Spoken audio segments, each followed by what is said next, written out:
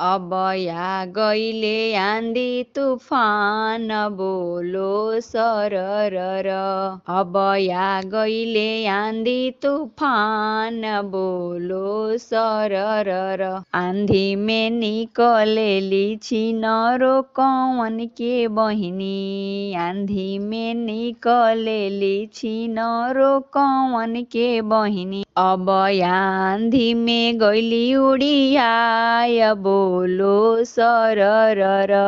अब आँधी में गइली उड़ियाय बोलो सररर। किया उठावेला पुलिस दरोगा हो। किया उठावेला पुलिस दरोगा हो। अब किया उठावे हवलदार बोलो सररर।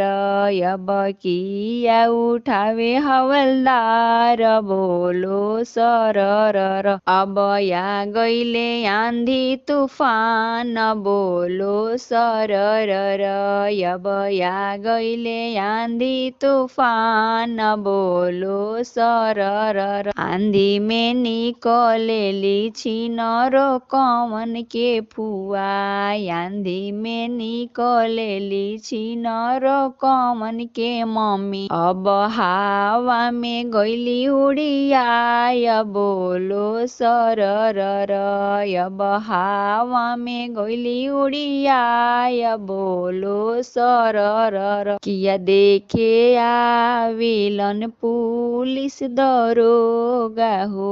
किया देखे आवेलन पुलिस दरोगा हो। अब किया देखे आवस हवलदार बोलो सररर। अब किया देखे आवस हवलदार बोलो सररर। अब या गइले आँधी तूफान बोलो सररर।